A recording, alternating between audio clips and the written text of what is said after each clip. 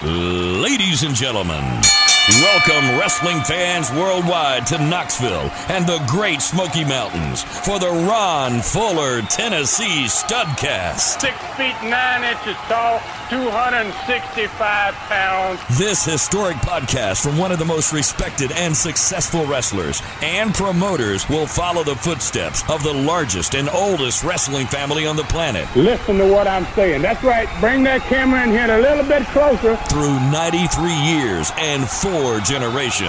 The stud has arrived. Old school or new fan, this unique broadcast will educate and captivate as Ron details decades of professional wrestling's growth with truly unforgettable stories. I want those people out there at home to hear the stud. Sit back and enjoy the ride with the Tennessee Stud. The Tennessee Stud. You will learn that name. You will remember it. And now, the stud is here. Hey everybody, welcome in. It's David Summers, and here comes another Studcast with the Tennessee Stud, Ron Fuller. This is the story of wrestling in America as told by the Stud, whose family started the profession 100 years ago. So now, let's step back into the ring, back into time. Let's get wall to wall, treetop tall, with the Tennessee Stud, Ron Fuller. Hey, Ron, I got to tell you, your last Studcast, number 400, was really a classic. This one, number 401, is the biggest one since you added videos to each Studcast and put them on your TennesseeStudStreaming.com channel. So today, we're going to have 10 videos with a total of 44 minutes of action and interviews. That's huge, dude. I called you dude. Well, you know, in the last Studcast, number 400, we had 2 cage matches. And one of those, after Bob and Brad won the tag belts from Dennis Condrey and Randy Rose, Bob Armstrong was hung upside down, dangling from the cage, and obviously injured his leg in the process. Condrey and Rose demanded to get the belts back, because Bob was hurt so badly that he wasn't going to be able to defend them the following week in a normal return match. So, because no one knew when this TV show was produced, which was in the first week of May 1981, or how long Bob was going to be out of action, the company decided to give the belts to the winners of an 8-team tournament. And definitely that was not for the former champions, Condrey and Rose, to be handed back to them. So because of the tournament, the TV show was going to be very rare, all tag team show. All right, I think I remember this TV show. I know it was a long time ago, but sometimes I can recall things. That's amazing in itself. All right, so it had almost every one of the men competing in a tournament, either wrestling or in interviews on the TV show. So that TV show was absolutely loaded. I think it might have been the only all-tag match Southeastern TV show ever, but what I do know was it was great. Since you already mentioned it, Dave, this Studcast has a record 10 videos and 44 minutes of actual match time and interviews. We need maybe to get started right now because this is a long one, and this is going to, I think, be maybe the best we've done so far since we've got these videos. And so we want, in order to keep it in our normal 1 hour range or so, let's get her started. So for those that watched the Studcast 400, they know at the end of the last TV show, we played the Southeastern tag match where Bob Armstrong was injured in the cage. And for those that didn't see it, and because this entire TV show was designed to promote the tag team tournament, we opened this TV show with that cage match again. Okay, so we're going to be seeing that cage match in a few minutes. So how about before we go there, you set us up with the 8 teams in this very important tournament. Okay, that's a good idea, Dave. There were actually 4 matches, and all 8 teams competed in the first round of the tournament. The first tournament match was the world-famous Assassins against Norvell Austin, Under a Mask as the Shadow, and Ricky Fields. And in the second tag team tournament match, the former champions, Dennis Condrey and Randy Rose, were facing Jerry Stubbs and Bearcat Brown of Mid-American Wrestling fame, coming out of Nashville. The third tournament match was Jimmy Golden and Ron Bass up against Ron Fuller, Tennessee Stud, and his brother Robert. And Robert had been in Georgia for more than 6 months at this point, and as their booker, basically, and he had made a surprise appearance the week before in Southeastern. And Ron had just won a grueling cage match with Golden by taking the key from the referee, who's outside the cage, was not even inside the cage, right, and letting himself out. And after many attempts by both men, then, Ron Bass sneaked up behind the stud. He threw him back into the cage, and Bass and Golden went to work on him.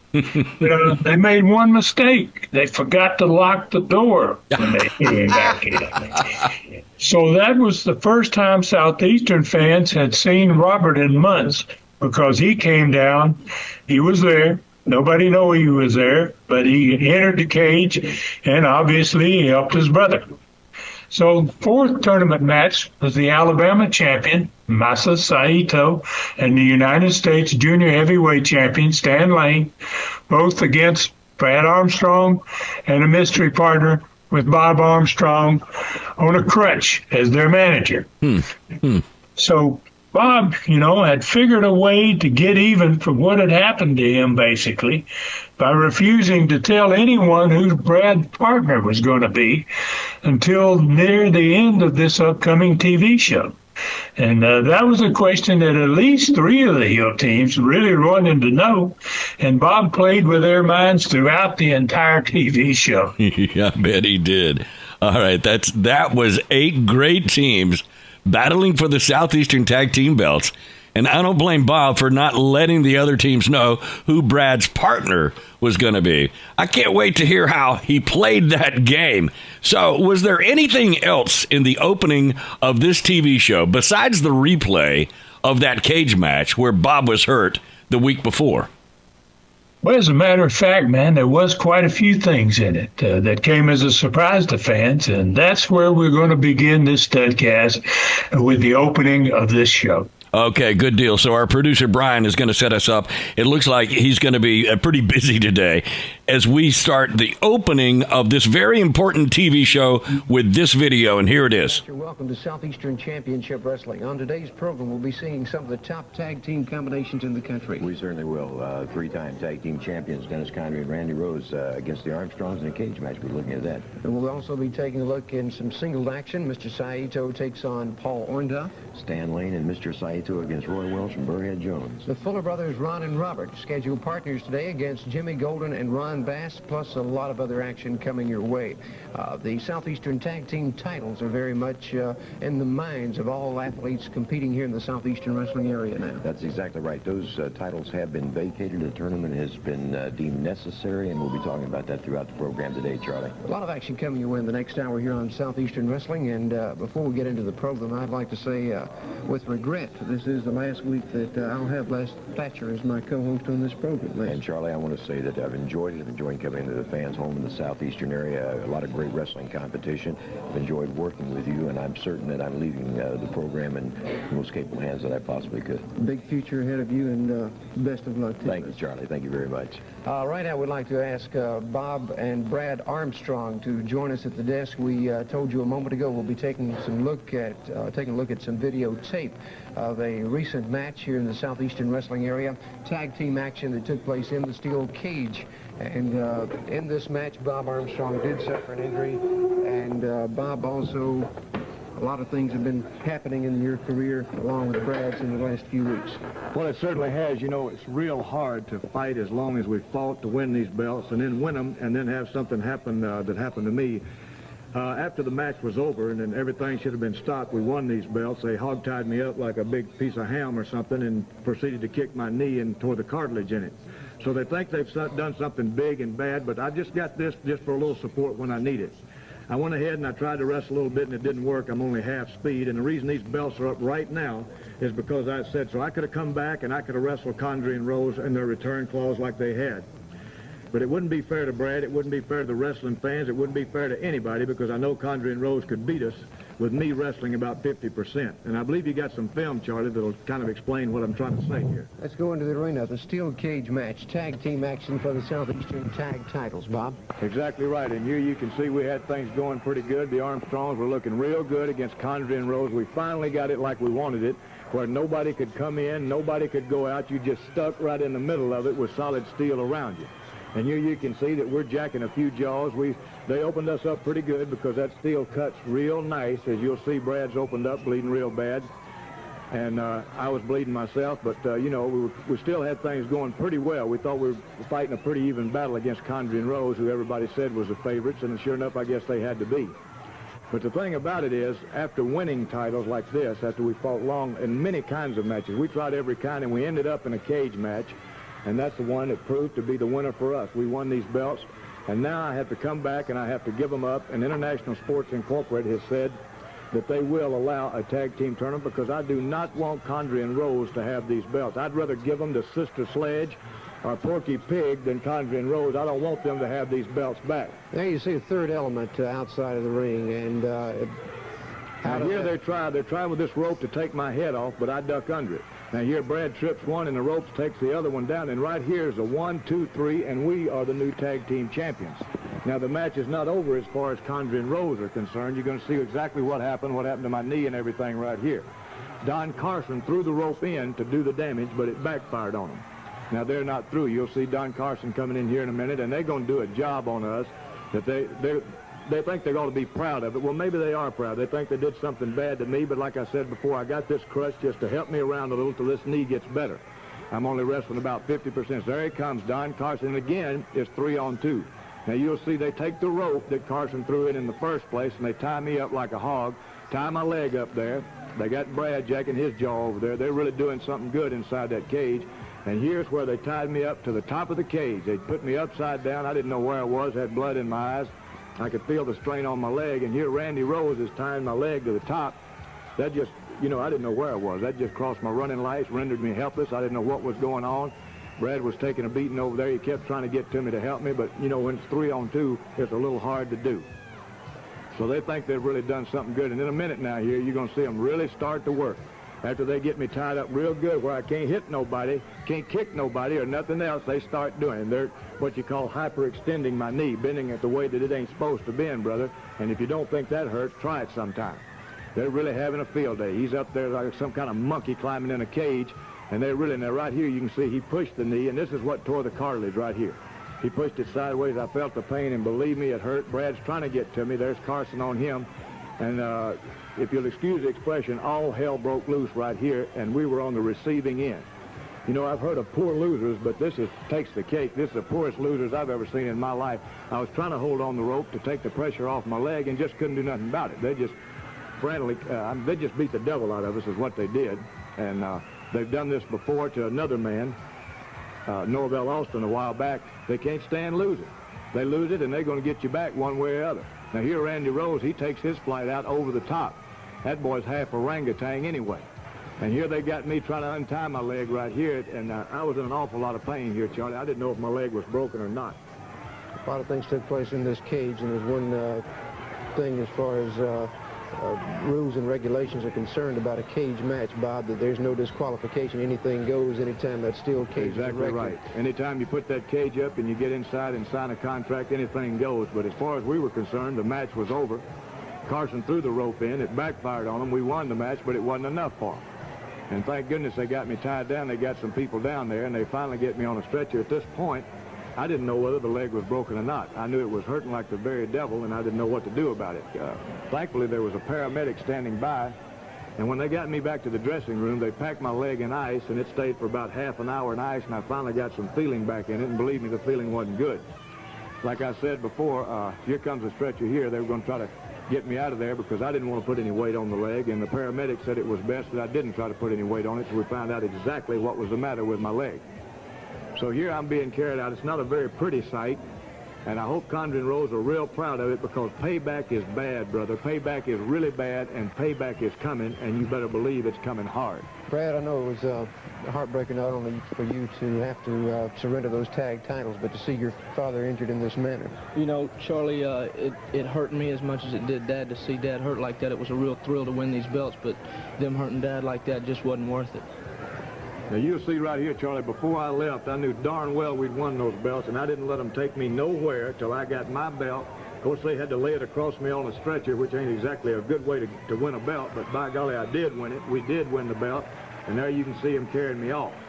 Now, they think it's all well and good. You know, international sports, I came to them, I said, do not let Condrey and Rose have them. Put these belts up for a tournament. Give everybody a crack at them. If we can't have it, let's let everybody have a crack at it. Condrey and Rose are saying, give us the belts. They belong to us. Not so. And I'll tell you something else. I got a man that can fill my shoes, that knows what I'm going through right now. I want to get him out here right now. Bring that man on out here, will you, please?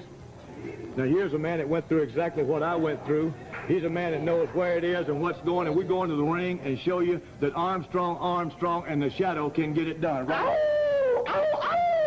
So we're about ready for our first match of the day here on Southeastern Championship Wrestling Tag Action. And let's go to the ring for the introduction from Al Rock. All right, Ron, you know, the fact that this was Les Thatcher's last Southeastern show was certainly a big surprise, but I can't believe Bob would introduce the Shadow and give away who Brad's partner was so early in the show. So what was next? Well, Bob was just getting started with who was really going to be Brad's partner. This thing's going to go on throughout this show. So the next thing up was the first of 4 TV tag matches, and they are all going to be in this Studcast. All right, so our producer Brian is going to play the first tag match in this Studcast, and here we go.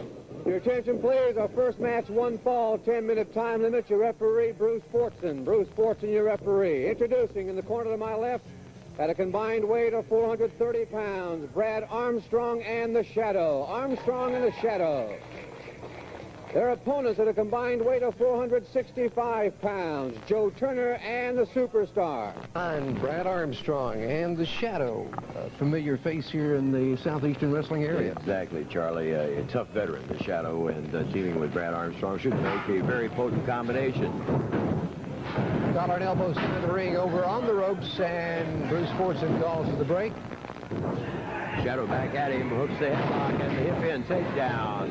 Turner using the mask as a lever, frees himself and back to a starting position.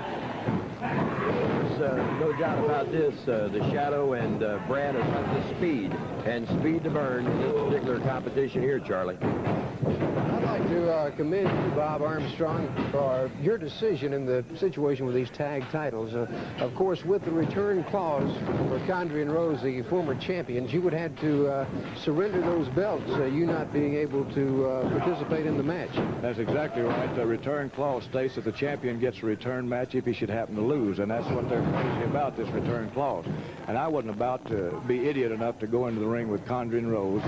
It wouldn't be fair to Brad or anybody else for me to go in there at half with a busted-up knee and let them beat us and take these belts right back. That's exactly why I went to International Sports Incorporated. I said, give everybody a chance. Give everybody. And in that chance, they'll be fighting in a tournament for some of the top tag teams in the country today. Good takedown by the Shadow. Side headlock on the Superstar. You know, Charlie, as a former wrestler myself, I climbed through those ropes a few times, and I feel that Bob has certainly made a hard decision, but the right one for health reasons, because that leg is going to get a lot more power for him in that ring in years to come if he gets a little rest now, and I think it was the only decision he could actually make. And the experience of the Shadow showing against the Superstar in the ring. Tag is made with partner Brad Armstrong. Brad snaps the headlock on, the hip in and the takedown. Joe Turner in to help out now. And the masked man takes over a little short jab, rocks Brad, spins him around, and the Superstar moves in. Working Brad back into that corner now, and of course, this is the spot that Turner and the Superstar won, Charlie. They're going to keep Brad over in that corner if they can. A couple of good connections to the midsection, side headlock by Brad. There, Turner using that shortcut, pulling the hair Brad over on the ropes. Now the superstar taking advantage of that little situation. Brad threw that shot in there, slowed him down, couldn't stop him, battling back at the masked man now. Hooks the headlock, makes the tag, and the Shadow moves in. Of course, Shadow and Brad will be working on their timing, on that tagging, which is all important. Nice dive by the masked man, on the masked man, I might say. And the Shadow goes for the scoop, bodies him down. And the superstar being handled very well by and missing that elbow now. And the superstar counters with an elbow of his own, and control goes back to Turner and the superstar. Superstar with the full slam on the Shadow. Getting leverage from that bottom rope. 2 count. And the Shadow powers out. There goes to Joe Turner now as he moves in, the fresh man to the team. And they double up just momentarily, of course, right to the wire. They had the 5 count to separate and the illegal man to move outside that ring. Turner again with a little jab to the chin. And the Shadow now needing to make the tag. Brad encouraging the Shadow from their corner. And there's the knee from the outside, and the tag again as the superstar moves in. This team of Superstar and Turner tagging well here, Charlie. Indeed. Superstar now, arm twist on the Shadow. 2 count. Superstar moves in and takes control. The Shadow one to the midsection, doubles Superstar up. Superstar with a rabbit punch and an elbow, and the Shadow still blasting between the legs. Makes the escape and the tag. Brad Armstrong moves in to take over. Armstrong backing Turner over in the ropes.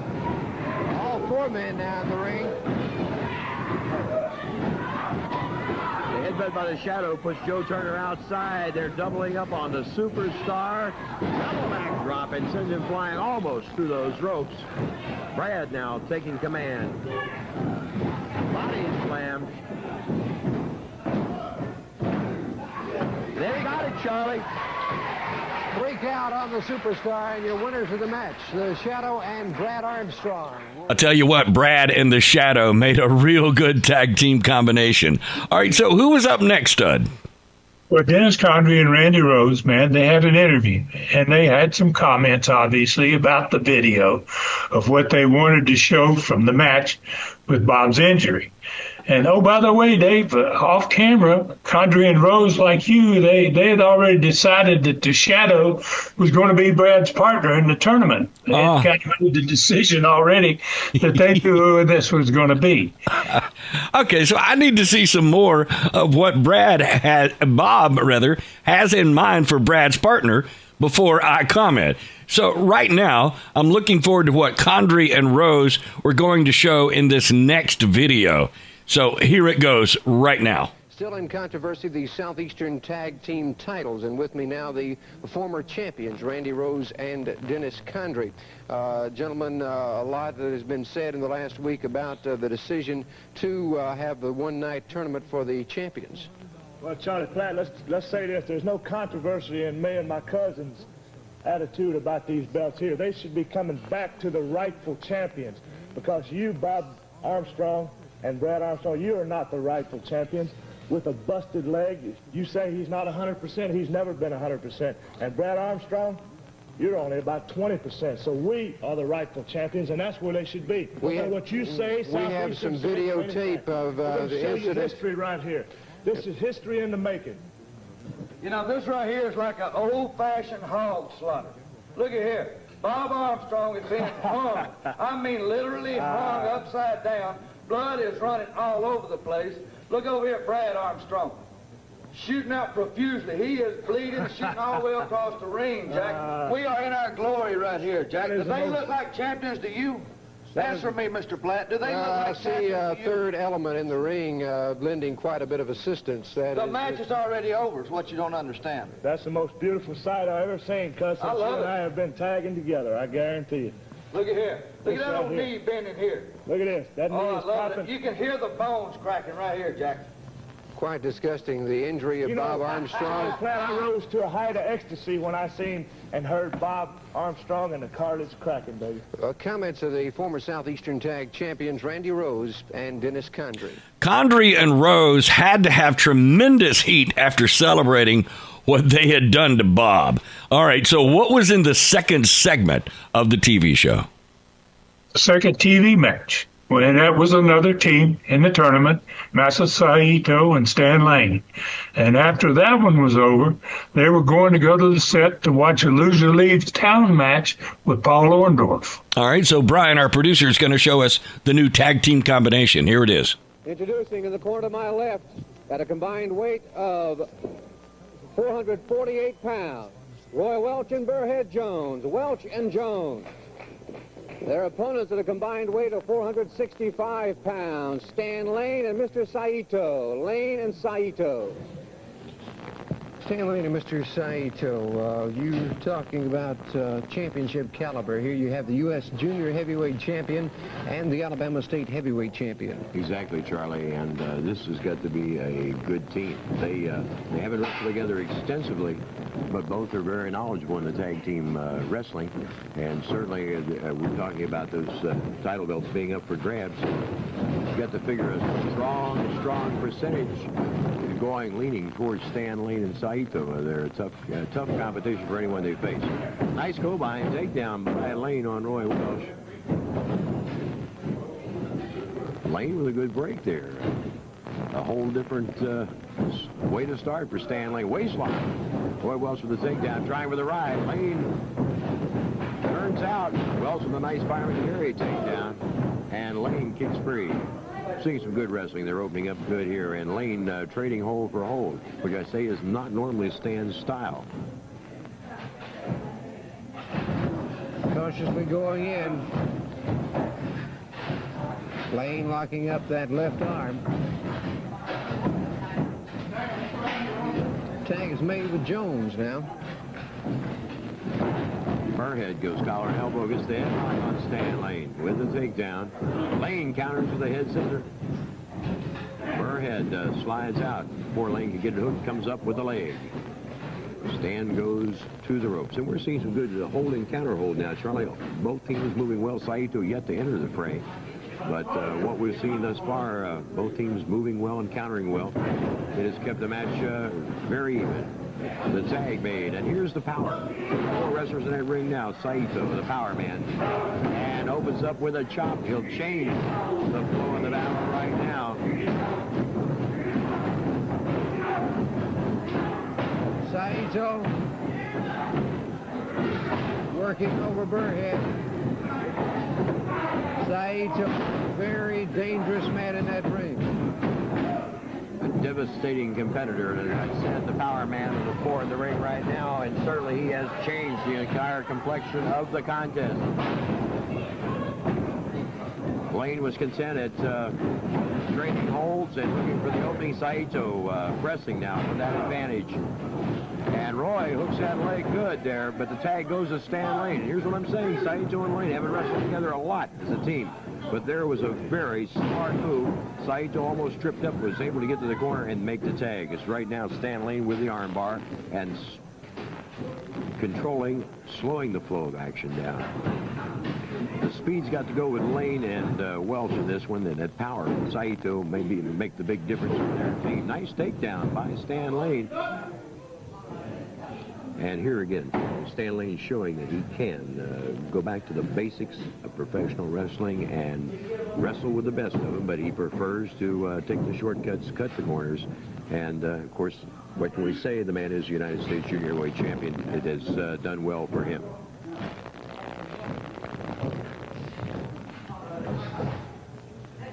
Roy Welch trying to get a handle there. Able to make the reversal. Nice move by Roy, but the tag was made. Stan moves out. And again, Saito with an entirely different complexion. Changing the flow again. And Welch makes a tag with Jones. You know, if Saito and Lane were out, I think, against all their opponents, like they're doing here against Jones and Welch, with Lane, the wrestling his opponent, and in the minute Saito moves in, blitzing into his offense, they're going to keep their opponents off balance. It's going to weigh heavily on the opposition. Tag is made with Stan Lane.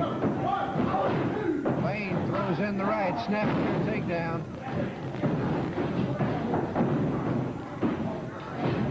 Chancery now by Lane. And switches in behind, saw Jones moving to the ropes. Nice turnout. And hooks his man, takes him over.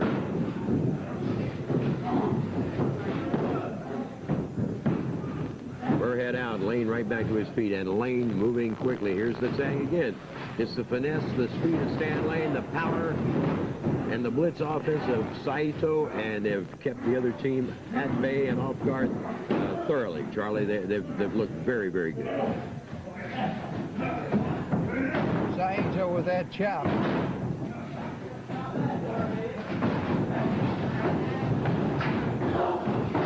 Stan Lane.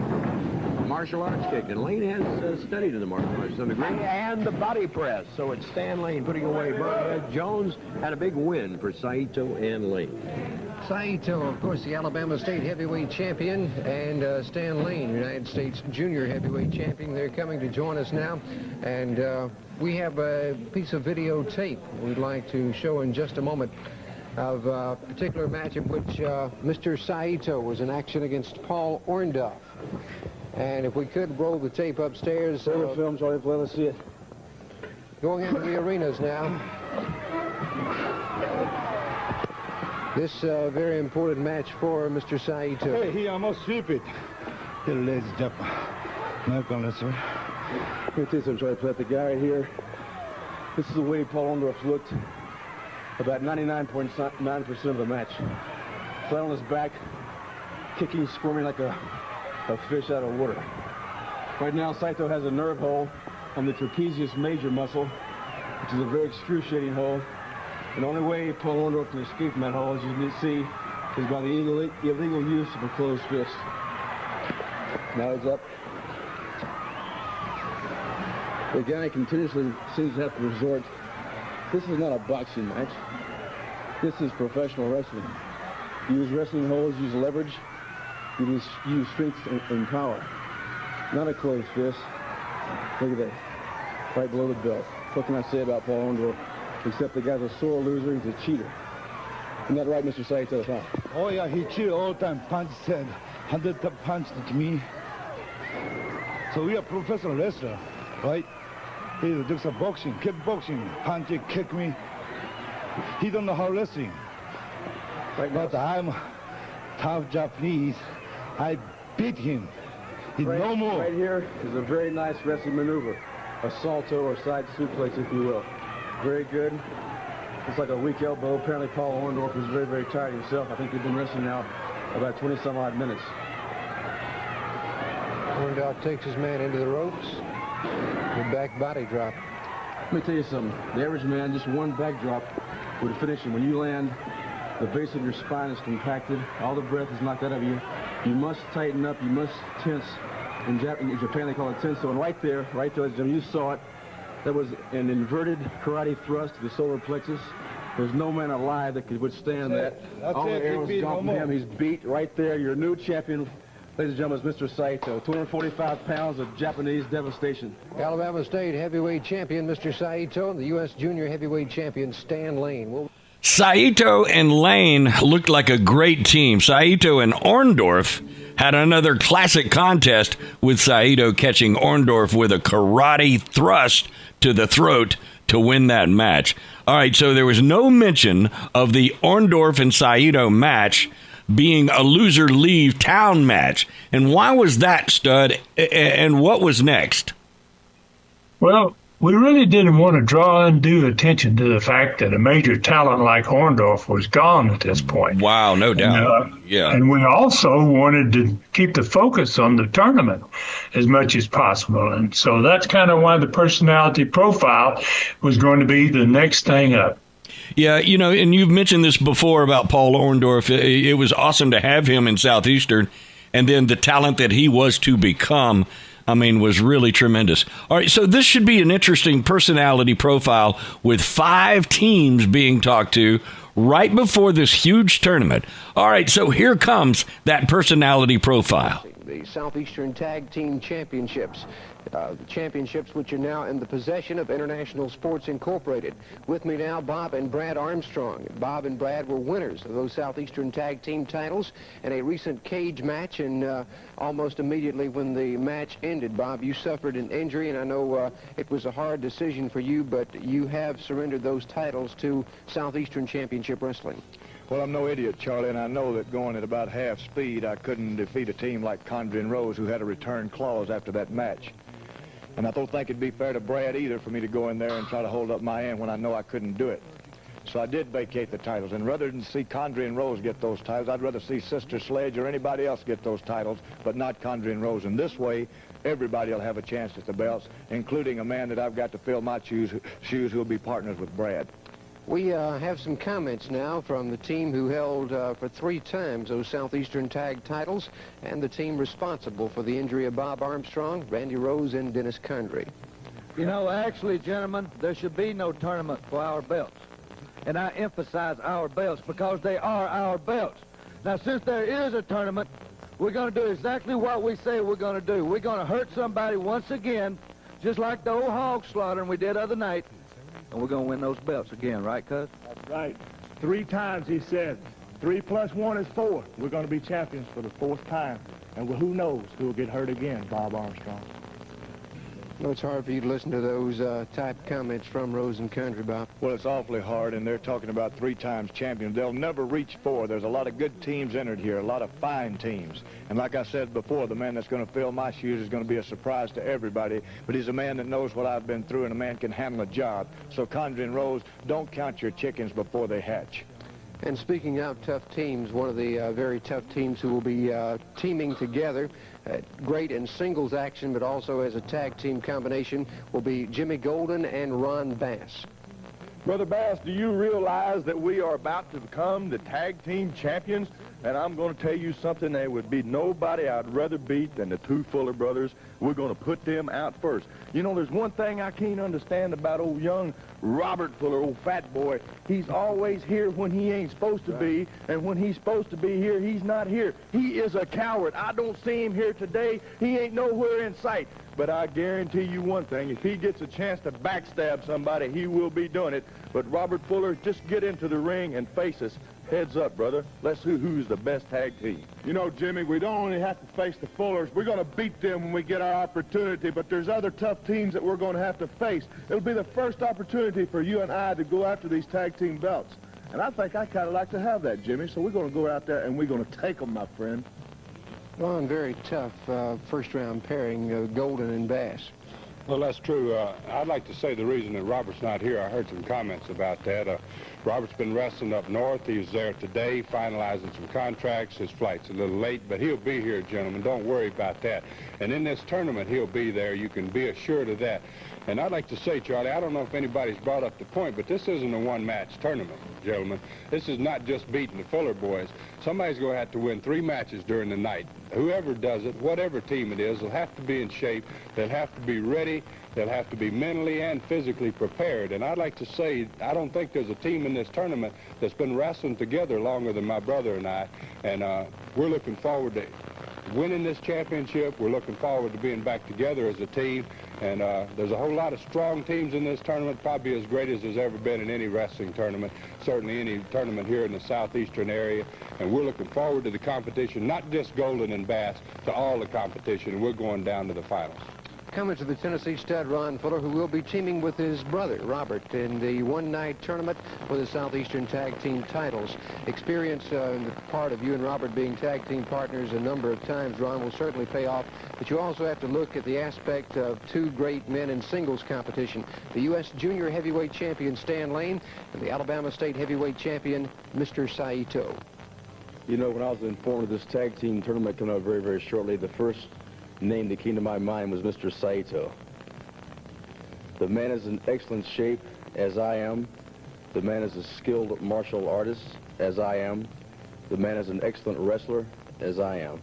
I don't see any way anybody can out-wrestle us or outlast us. We've been running every day, 5 or 6 miles. We hit the gym every day, and we're on that mat twice a day. We are the epitome of perfection and stamina, and we will leave that town with those tag team belts around our waists. アメリカの日本の皆さん、スタンレーと僕がタッグ組みます。この試合はタッグチームのトーナメントです。これを取ってたくさん金を儲けて日本に金を持ってきます。Les Thatcher, certainly a lot of tough teams. We've heard from just a portion of those, and experience is going to pay off in this one-night tournament. Exactly. Try to look at it this way. The Fullers have held these belts before. Of course, Condon and Rose are a strong factor in this. You've got to count on both these teams. But then again, Brad Armstrong with a new partner, that man's a veteran. He can handle it, and certainly with Bob in the corner is going to make a big difference. But you got to look at Saito and Lane. This team, they're both individual champions. They're unproven in tag team action, but the tournament is going to be a tough one, as Ron Fuller so aptly said. 3 times you got to win to win it. One-night tournament for the very prestigious Southeastern Tag Team Championships coming up here in the Southeastern Wrestling area. Okay, I noticed right away the fact that Bob Armstrong still did not have Brad's partner with them on the set. So I'm sure that this far into the show, with no hint of who was going to be Brad's partner, was frustrating all of the heels. They had to be just scrambling over this. So also, too, you and Robert were supposed to be wrestling on TV in the last match, and obviously Rob still wasn't there, so it seemed. All right, there was a lot of suspense going on in this TV show. Who was next on the TV segment? Well, Ken Lucas and Jerry Stubbs were wrestling as a team on this TV show in the next match, and that led to more speculation as to who was Brad's partner in the upcoming tournament. It was going to be possibly either one of those two guys. So at this point, no one even had asked about what Don Carson was doing there or why he had gotten involved in the cage match that started all this. Okay, you're right, Ron. So we haven't heard Don Carson's name in a while, so why was he there? Well, he'd been training, man, a new wrestler that was going to be with him in the next TV match that we were about to show.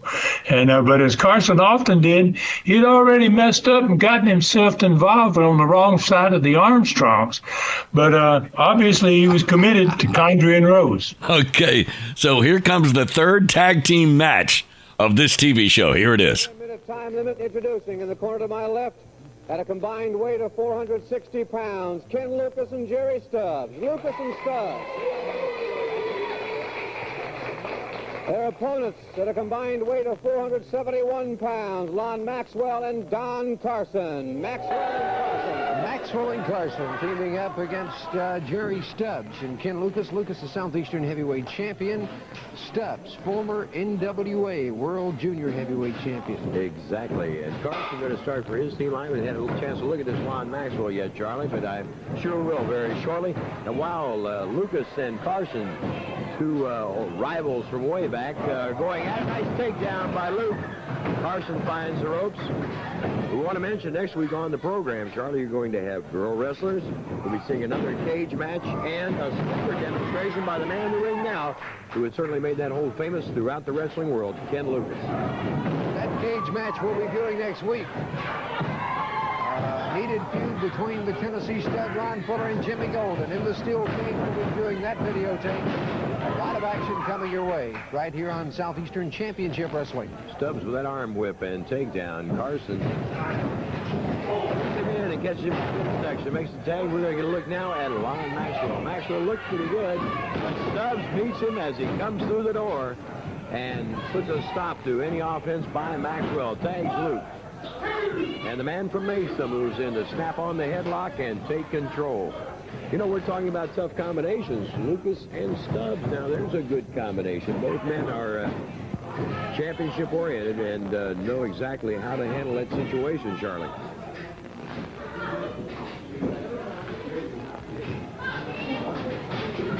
When you think Don Carson, ring veteran, who will do anything he must to win a match, you're also talking about a man that is known on Universal, well, around the world, actually, for his capabilities as a professional wrestling manager. Exactly. He's handled some of the very, very best. And, of course, we can't forget Mongolian Stomper, a man who won a lot of titles under the tutorage of Don Carson. Luke controlling Maxwell again. And brings him over, has that hammerlock in, hooks the shoulder, trying to pin him down now. You know, Charlie, when it's going to be tournament time for these tag team belts, we got a lot of tough wrestling teams, a lot of depth in that tournament, and just to sit down and pick an out-and-out winner and say, I think this team is going to do it, you can't say that because they're all tough. You know, you and I earlier today on the personality profile kind of went over the situation with this tournament, the Southeastern Tag Titles, and there's so many great teams, like you say, Les, and talking about a team like Condrey and Rose, 3 times the Southeastern Tag Title holders. You know, an inch of luck or a 1-second mistake can win it for you or cost you that shot at those belts, Charlie, and I think that's what it's going to come down to, a matter of inches and seconds. Carson opening up now on Ken Lucas, driving one into the windpipe there. Carson moving now and again to Lucas, and this is really the first control that Carson and Maxwell have taken. Stubbs moves in, and Carson's not too anxious to tangle with Jerry. Stubbs opening up on Don Carson.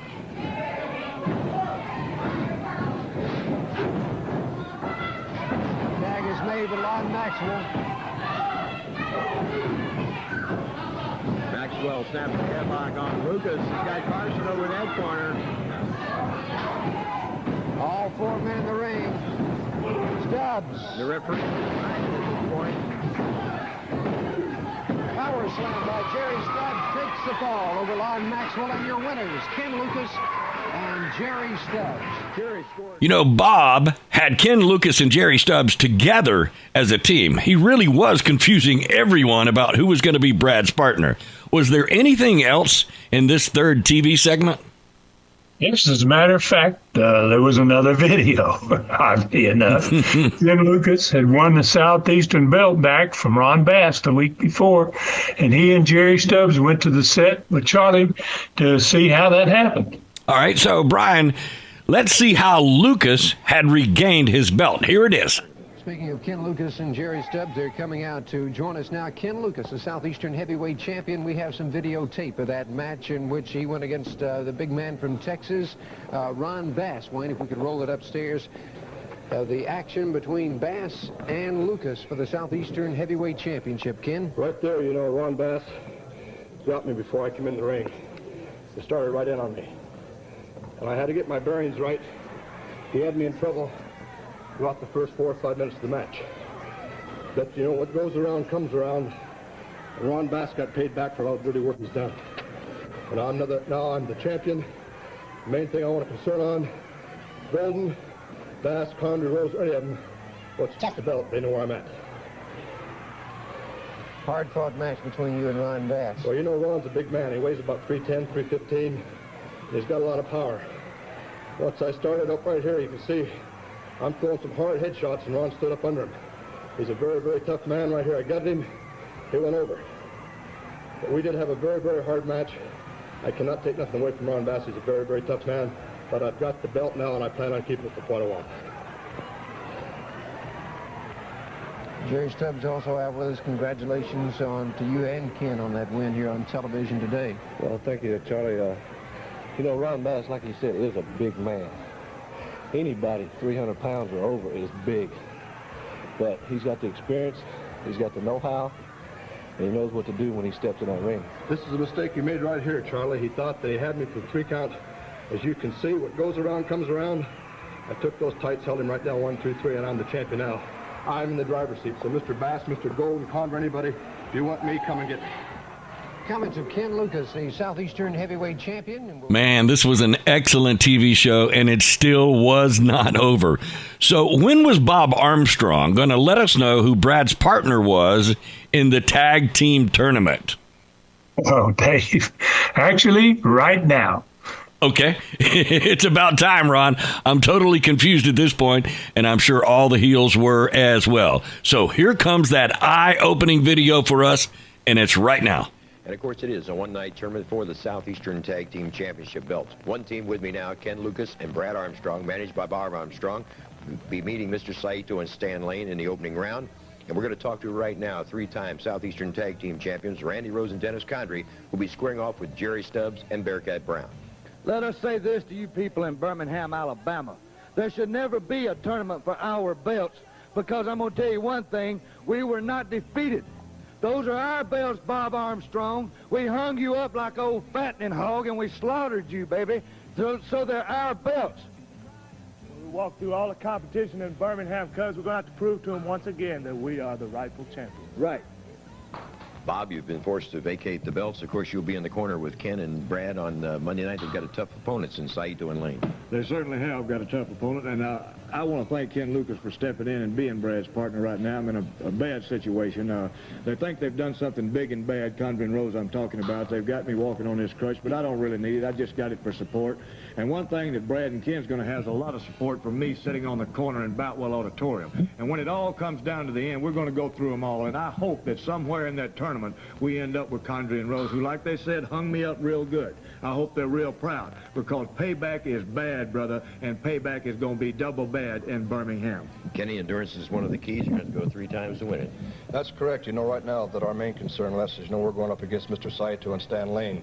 And Stan Lane stays in very, very fine shape, and Saito's probably one of the toughest of all the Japanese that come out of Japan. So we're not going to have an easy time. And the guys they've got in this tournament right now, anybody could take this belt. But I feel very confident with Bob sitting in our corner and myself and Brad as a team, and it's going to be 2 minds thinking as one, and we're going to go in with one thing, not worry about anybody else but Mr. Lane and Mr. Saito, and we got one thing in our mind: we're going to get them belts. Brad, you had to give them up once, and they get a chance to win them back again. Well, I got a real good partner here. He stepped in, and I really appreciate it. So we're going to do our best, and that's all we can do, Les. You know what? I should have known. Obviously, Ken Lucas was the perfect partner for a young Brad Armstrong. So you and Robert were supposed to be in the last tag team match of this show. How did that work out? Actually, Dave, not so good. It was supposed to be me and Rob against Jimmy Golden and Ron Bass. Last match for this television. But Rob's plane out of Atlanta was late. So most of the wrestlers in my dressing room had already left at this point, and there was only Burrhead Jones still there. And Burrhead had already been worked over pretty good in the second TV match by Saito and Lane. But he was a great guy, man, Burrhead, and he refused to let me go to the ring by myself against both Golden and Bass. So I could tell before I got to the ring, especially when Golden and Bass saw who was with me, that this was not going to be a good thing. Listen, the fans were crazy about Burrhead Jones. They loved him. All right, so let's let Brian play what happened next. Here it comes. I take it that Robert is not here. All right. All right.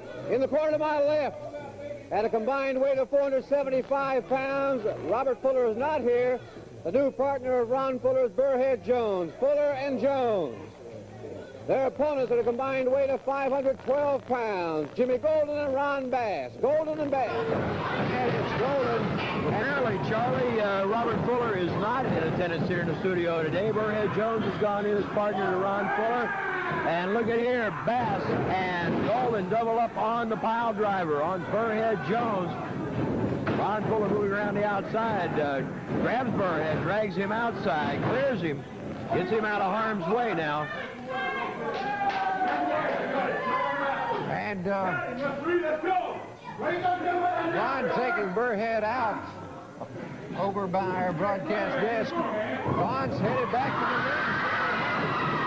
Fuller moving back there now. He's going to try him on his own. Apparently Burrhead going to the dressing room injured. Double drop kick by the Tennessee stud, Ron Fuller. So far, so good, Charlie.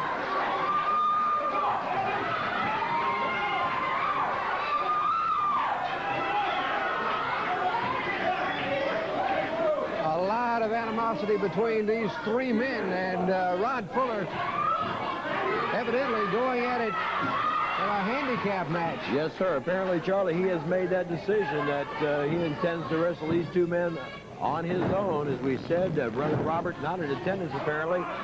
So Burrhead Jones came out to be Ron's partner.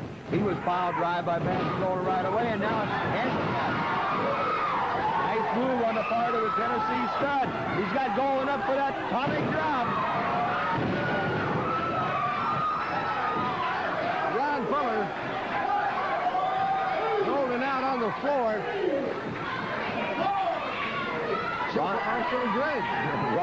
Ron cleared the ring of him, Charlie. No two ways about that. And Ron Bass back up in there to do battle with Ron Fuller, the outlaw from Papa, Texas, and the Tennessee stud. Collar and elbow side headlock by Bass. With the tackle. Look at that move. Fuller hooked him as he went under on that sunset flip, and Golden moves in now. And the help out made the save, but he's not pulling back out, shoving the referee.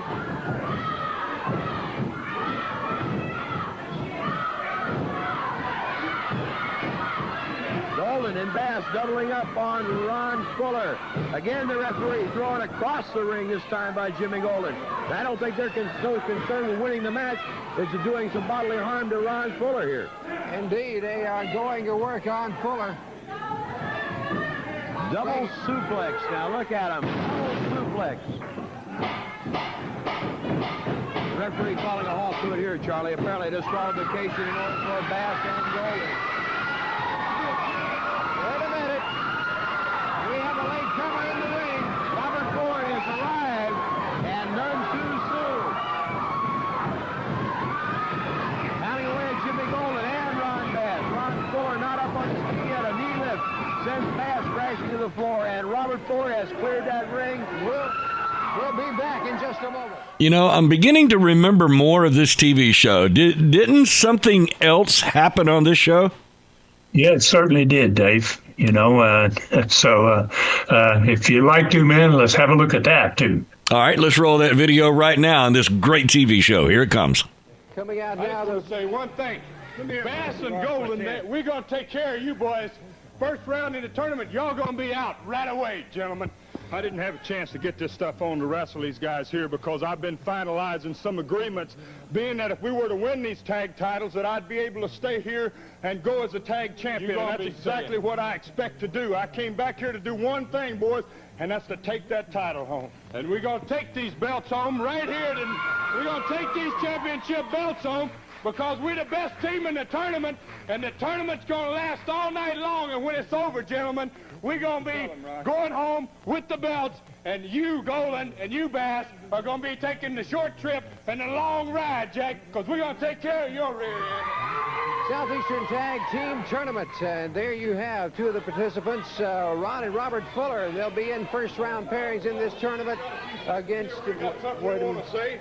I see hot air out here running their jaws. They're full of hot air. I'm going to tell you something. We're going to beat them first in a tournament. They ain't going to win nothing. And one thing I'd like to say, Robert Fuller is the best backstabber I've ever seen. That's twice, brother. Man. Once in the cage match and once today on TV. You ain't good at nothing but stabbing somebody in the back. Robert Fuller, you are a coward.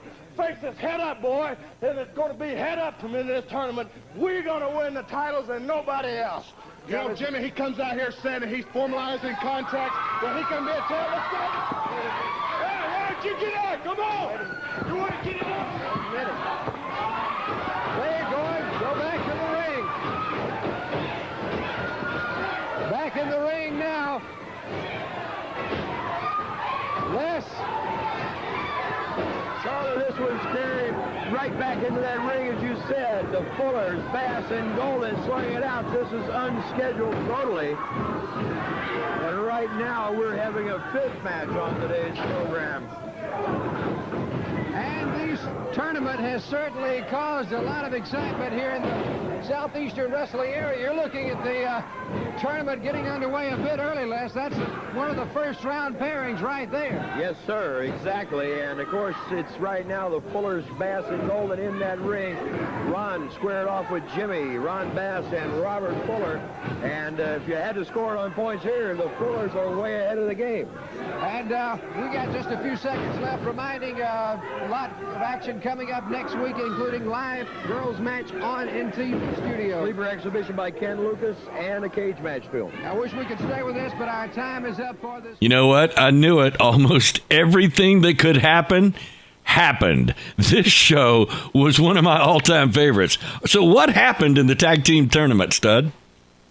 Well, it was a very interesting tournament, Dave. Most important thing that happened was Bob Armstrong, after all the moves that he'd made on the TV show to confuse the heels about who was going to be Brad's partner, changed everything again.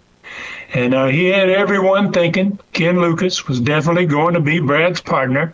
And when Bob and Brad came down to the ring for their first round tag match of this tournament for first night in Birmingham, it wasn't Ken Lucas that came with him like everybody had thought, because Ken had done that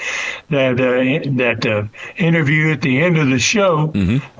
And so had Bob kind of committed to the fact that it was going to be Lucas, but Lucas wasn't there, but Norvell Austin wearing the shadow mask was. That absolutely blows my mind. So why do you think he decided to do that, make that change?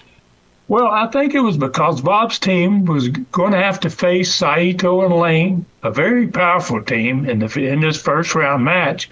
And to have any chance to get to the finals, Bob knew that Lane and Saito would make that 4-hour drive from Pensacola to Birmingham, all the way preparing for Ken Lucas to be in that match. And I guess Bob was thinking ahead of those guys, and that maybe that they'd be so unprepared for the shadow that might give his new team a slight advantage. Wow. Okay. So what happened in the tournament? Well, in the first round, the Assassins beat Ken Lucas and Ricky Fields. Dennis Condrey and Randy Rose, who were managed at the last minute by Don Carson, beat Jerry Stubbs and Bearcat Brown. The Tennessee Stud and Robert Fuller beat Jimmy Golden and Ron Bass. And the Shadow and the Shadow and Brad Armstrong, managed by Bob, beat Saito and Lane. Wow. Then in the second round, the Shadow and Brad, managed by Bob again, beat the Assassins. Dennis Condrey, Randy Rose, managed by Don Carson, beat Stud and Robert. And that was only because Bass and Golden showed up at ringside in the match between Condrey and Rose and the Stud and Robert. And they ended up intentionally drawing Robert and the Stud out onto the floor and got them counted out. That's how Condrey and Rose got into the finals. Wow. And then in the finals, both managers, there was Bob on one side of the ring, there was Carson on the other side of the ring. They both got involved in the match, and both teams got disqualified. And when you know it, there was still no Southeastern Tag Champions at the end of the night. Man, yeah, I can see that. Okay, how about the attendance? How did you do on these shows? Well, normally after cage matches, there's usually a pretty big drop in attendance. But this tag tournament, it was a different animal, man. I mean, the fans really had gotten into this. And so Birmingham was still 6,000 people. It was only about 500 down from the week before that had 2 cage matches. Mobile was back in our Expo Hall, couldn't get in the big building. But obviously, it sold out. It had its normal 6,000, and it turned, I don't know how many away, no doubt. Montgomery dropped only about 400, from 5,100 down to 4,700, and Dothan still had 5,000. From 5,500, still had 5,000 there. Wow, Dothan seemed like always a consistent market. This really has been an awesome card TV show with outstanding attendances. That is awesome. All right, Stud, how do you follow this? Where are we riding next week? Well, Bob Armstrong wasn't going to be able to stay out of action any longer. Knowing Bob, you can understand that. And he was going to be inside the ring on the next card for sure. And that was going to be the night that the Southeastern belts were going to be on the line again. It was going to be, this time, Bob in the ring with Brad.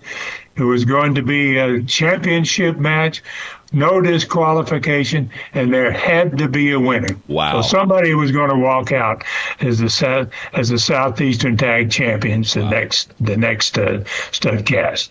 And there's going to be a Texas Tornado Death tag match with all four men in the ring also on this card between the Fuller brothers and Jimmy Golden and Ron Bass. Wow. Okay. Wow. This has been what a show. As we wrap this one up, any final comments today, Stud? Well, I hope everybody's enjoyed this one, and thanks for your support. And please tell your friends and neighbors about us, and may God bless us all. For Ron Fuller in the Great Smoky Mountains, I'm David Summers saying thank you for listening. Find me at David Summers Productions at gmail.com. This Studcast is a David Summers production for Tennessee Stud, LLC. Thanks for joining us today for this historic Studcast. The true story continues next week. So fool Nelson your friends and point them in our direction for another ride with the Tennessee Stud. 1, 2, 3. This is David Summers saying so long from the Great Smoky Mountains.